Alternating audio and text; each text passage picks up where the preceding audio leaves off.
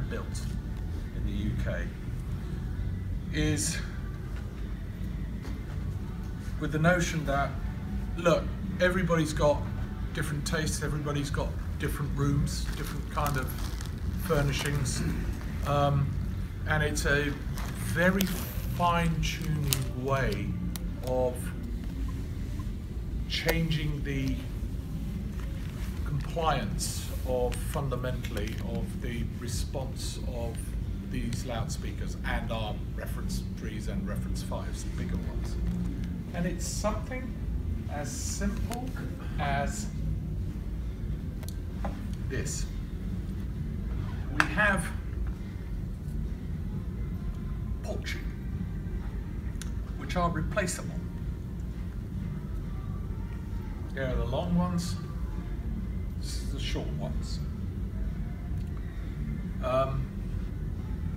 We're going to play 2 minutes of music and do nothing, not change the volume, but simply change the port tubes. I'll explain later what is actually technically going on, but then ask you a bunch of questions, and please, it's not an intelligence test. If you don't hear the difference or you're not sure, that's fine.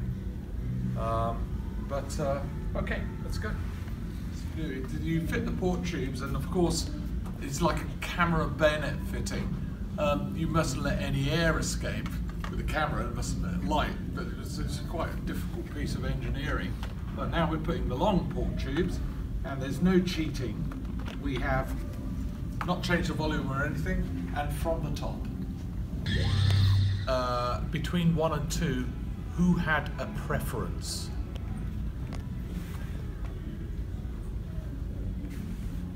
Okay. Who preferred the first? Who preferred the second? Okay, slight majority for the second. Would anybody like to volunteer who preferred the first in your own words? Why? Those who preferred number 1, short tubes, in your own words? No? It had better definition for me. Okay. Okay. Yeah. Yeah, it's good words. For me, it was, I'm going to be a bit unkind here. The way I listened, for me, that was music, and the second one was hi-fi. Let me explain what actually goes on if we measure that. Change to compliance. When we use the short ports, the first, the response, if this is highs and this is lows, the response is linear to a lower frequency, and then the drop off, the curve, is quite steep. So in the absolute lower bass, there is less energy. But if you like, there is more mid-range presence. Using the longer port tubes, it starts to roll off gently at about 150 hertz, and the curve remains gentle, and ultimately we have more energy at the extreme low bass. But it's maybe a bit of an exaggeration to say that in the second we have a bit of a mid-range suck out. I love voices and mid-range and all that. It irritates some people because they think it's muddled. So there's no wrong and no right. It is very, very marginal. The differences are, depending on room, anything from as little as half a dB to a dB at certain frequencies, but it's a correct way to do it. Very simple idea. And we've all got different rooms, we've all got different tastes, we all listen to different sorts of music.